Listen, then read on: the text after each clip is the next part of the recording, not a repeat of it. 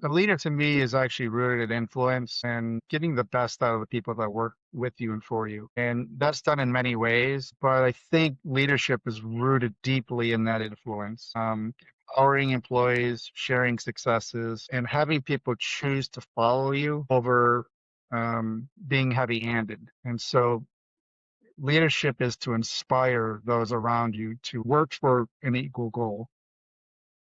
Welcome to the True Leadership Podcast, where we sit down with executive leaders to explore what leadership really means through the lens of their stories, their wins, their struggles, their vision, and their lessons along the way.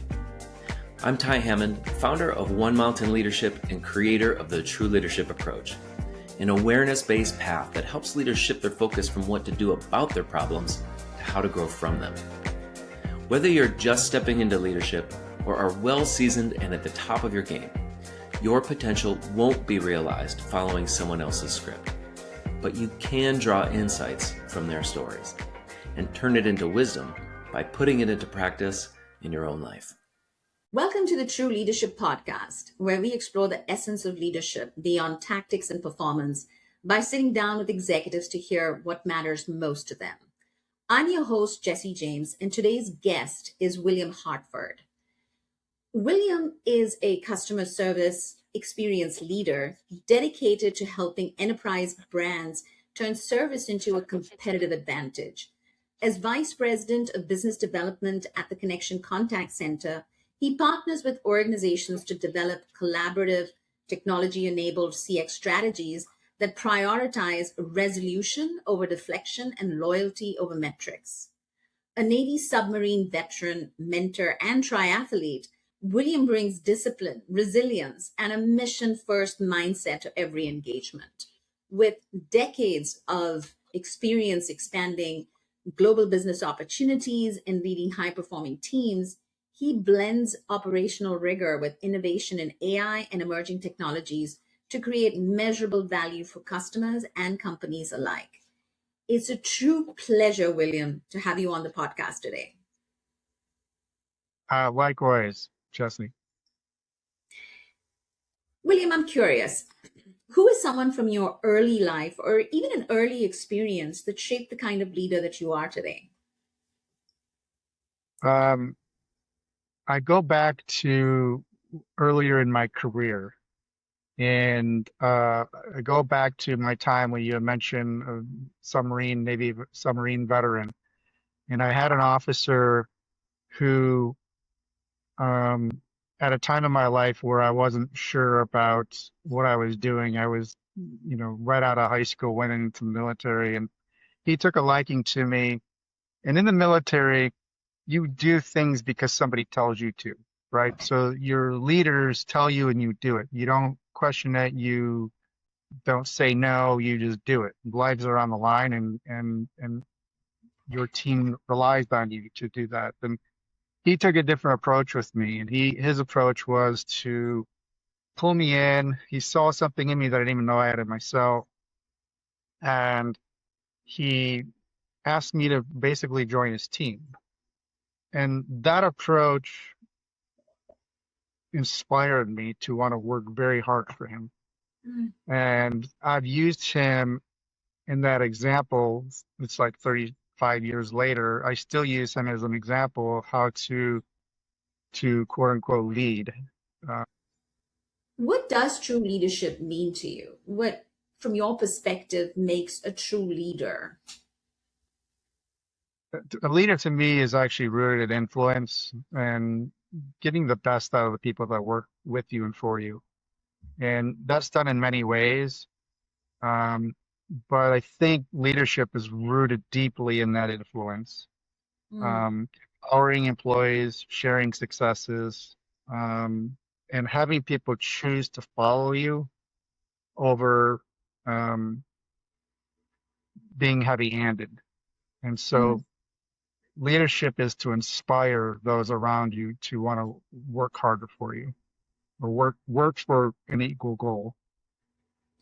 And William, is there a story that comes to mind? I'm curious, is there an experience where you felt like, gosh, this kind of approach of influence really makes a difference?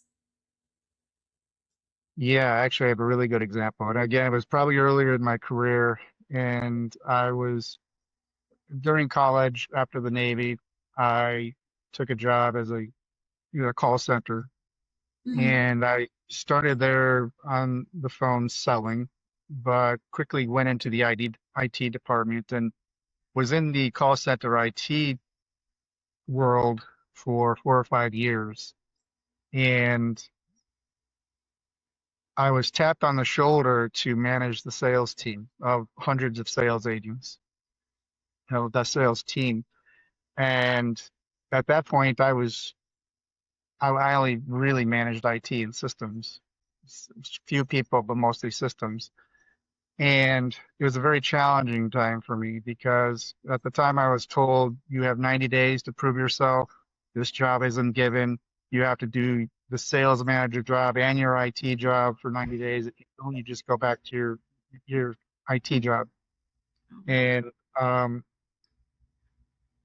I actually was inspired from the Navy officer, and I had to quickly realize th that I needed to bring people in to help me, and that meant I had to rely on them to Mm. succeed. The other thing I found is because I was trying to do everything all at once. I was trying to do both jobs. You know, my career was on the line. It's the thought you have at the time, and so by actually bringing people in, letting them know where I was at, they knew who I was. They already liked me and trusted me. Um, but now I was their leader and I was asking them to help. And the simple question of help me, how can you help me? How can we help each other? Automatically started a good team. Now I led that team for another 3 or 4 years. Wow. And within 30 days, I was told no longer you have the job, find your replacement on the IT side. And every year, from the first year through the year I left, I broke sales goals for sales and revenue. And it really came from inspiring that team. The other thing that I would mention, and maybe I'm jumping ahead here, but I think that one of the roles of a leader is to train your replacement. Mm. If if I'm out of the office or I leave for another position, somebody can easily step in for me, or my manager has people to choose from. And so every job that I've had where I was in leadership, I view it as I'm training somebody to take my job away, Right. uh, Right. to easily Absolutely. step into a job, my role when I leave. Yeah. I tell you, I got goosebumps when you talked about your story where, you asked your team to help you and how it kind of ended. So that was amazing. Thank you. Um, can you share about a time when you realized your way of leading or living no longer really met the demands of your work and life and growth was needed? That's my whole career. Um, Even to today, Hmm. I think I think your growth as a leader really comes down to how much uncertainty you can manage. And life is always uncertain. Mm. And your answer to the question of what next is always right after you handle the most stress that you can handle. And it's been proven to me over and over in my career, in my life, that my quality of life is equal to how much stress I can manage. And if you want a higher quality of life, you have to learn how to manage stress more and uh, bounce back from adversity. So, for instance, in my career, I've been let go by very large clients, which affected my monetary income. I've been let go because the company went bankrupt and lost all my clients. Um, there's example after example where I had to completely reinvent myself.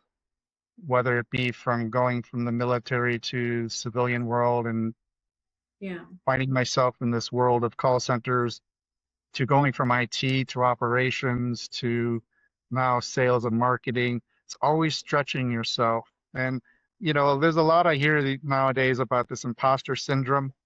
I don't believe in imposter syndrome. I think it's more about how much can you stretch and fake it till you make it. And nobody needs to know that Mm. you're stretching yourself. As long as you're going through it and you're performing, um, keep on going. You're managing through that stress. Yeah. Thinking about your journey over the past few years, what's been the most valuable investment that you've made in yourself for your own growth? Um, I think it's just always investing back into yourself and learning to just um, not be idle. Because if you're idle, the world changes around you, and whether you like it or not. And if you get complacent, then you fall behind. And so you're always needing to evolve. And right Mhm. now, you know, we've got technology that's changing the workforce and the dynamics of, especially in my industry, where they're talking about how AI agents will be taking 40% of our workforce Yeah. in the next several years, Yeah. foreseeable. And how do you reinvent yourself, and how do you ensure that you're ahead of that curve? You have to keep growing and learning, um, to investing back into yourself to continue to grow. So growing and learning and really investing in that. And also personally, what has this journey meant for you? As AI has taken over, as maybe jobs have gotten reinvented, how have you felt like you're investing in yourself as a leader and growing as a leader?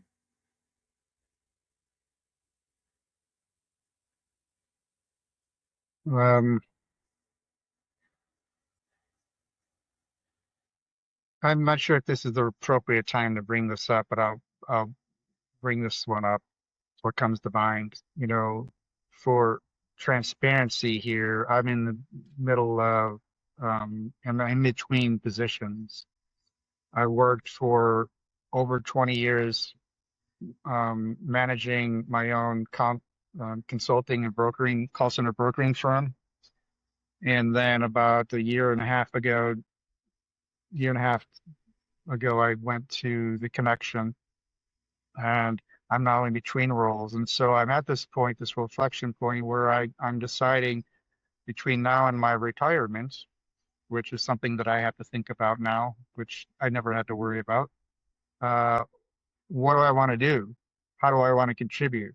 And and do I stay in the call center industry, or just do I completely reinvent myself again and contribute in a different way? Sales and marketing in the call center have been the most rewarding and challenging part of my career. And it's always changing, and it's always exciting, and always keeps me on my toes. What else do I do if I don't stay in this industry? Perhaps I move to a different industry and use my skills there. Perhaps I go back to managing my own firm again. And I'm not quite sure. I'm in this reflection period, and it's a growth period, and then those are the questions I'm asking myself, and I'm still not sure of the answer, to be quite honest with you. But I do know that I will have to stretch myself, and that I'll have to push myself beyond um, some fears. Yeah. Yeah. Powerfully said. What's your vision for your leadership, your legacy, or the impact that you want to have in the years ahead?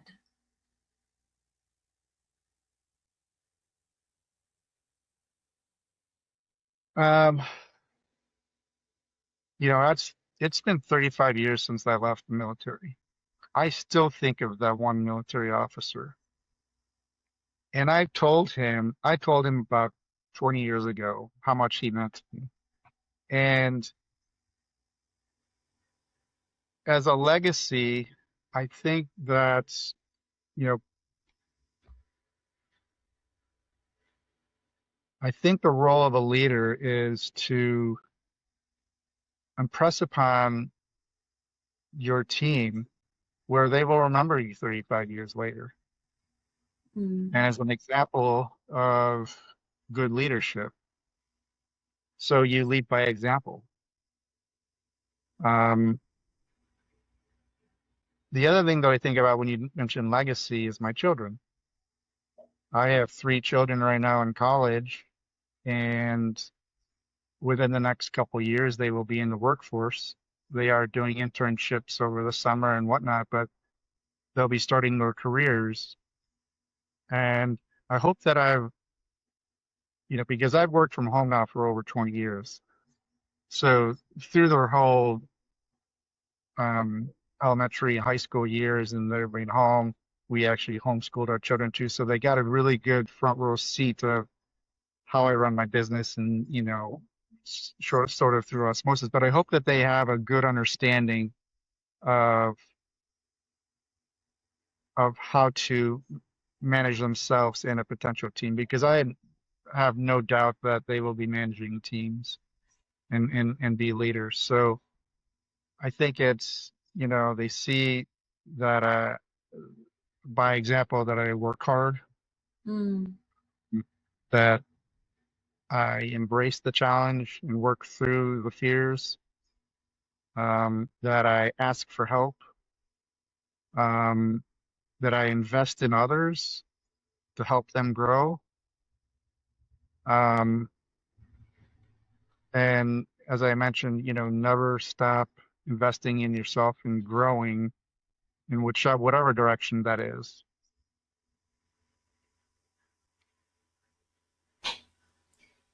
The path to leadership is determined by where and how we meet our growing edge.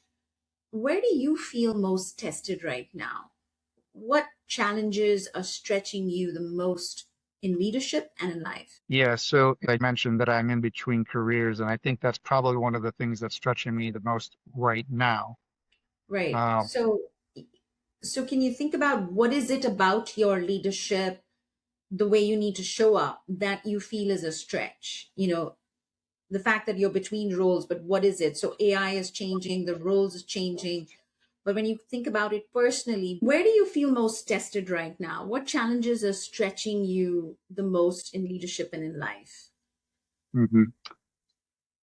Um, I think at this point, beyond the things that I've already mentioned, I think about how do I scale my influence more? How do I become more for the industry, the contact center industry, or what else do I do next? Because when I think about leadership, for instance, and this is maybe seems kind of corny, but this podcast in itself is a stretch for me because you're Mm. asking me to talk about things personally, not professionally, and I think one of the measures of a good leader is humility. And um, so, how do I stretch my influence? By coming on a podcast like this and talking about leadership.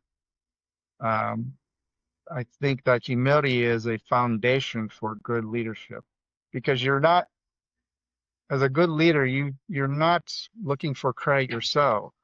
You're looking to bring that onto your team. When there are successes, it's never about you, it's about the team. And when there are failures, it's not about you, even though you take responsibility. It's with the team, but the successes specifically really are with the team.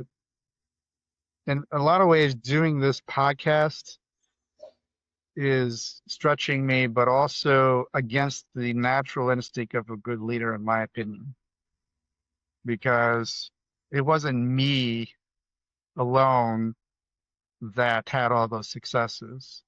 Mm. And it was always a team, and I was always part of a bigger team. And so, but I also recognize that being humble also means sometimes sharing your story. Uh, and I think there's a lesson to learn in that. And I go back to the legacy because I have children that are also very humble. Mm-hmm. And I think that will serve them very well.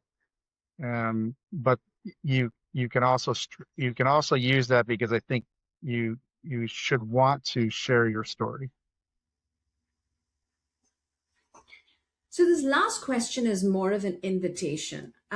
You have the time and space here to offer to our listeners whatever it is that's top of the mind for you, top of the mind and heart for you. Share straight from your heart anything at all. Take your time, the floor is yours.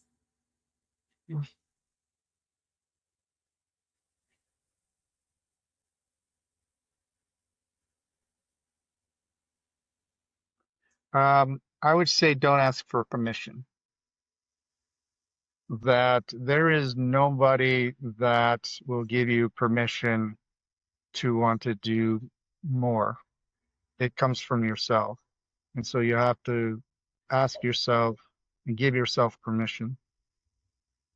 Sure, there will be people that will inspire you along the way, and hopefully you come across a good leader that will inspire you and guide you and lead you, and bring the best out of you. But at the same time, don't wait for that permission. And you've heard this, and most people have probably heard this, that it's sometimes easier to ask for forgiveness than to ask for permission. And most of the time, you don't have to ask for that forgiveness because you're rewarded for that motivation to do it without permission. William, I appreciate the wisdom that you shared here with us today. I've gotten so many nuggets out of our conversation, and I'm sure that whoever's listening will benefit a lot. Thank you so much for being on the True Leadership Podcast. Thank you. Thank you. That's it for this episode of the True Leadership Podcast. If you enjoyed this conversation, you can subscribe to YouTube, Spotify, Apple Podcasts, or wherever you're listening to this to catch future episodes. This conversation was brought to you by One Mountain Leadership, where we help leaders grow the capacity, confidence, and presence of true leadership through the True Leadership approach. To learn more about the approach, our offerings, our community, and how we can help you realize your potential in both leadership and in life, visit us at onemountainleadership.com.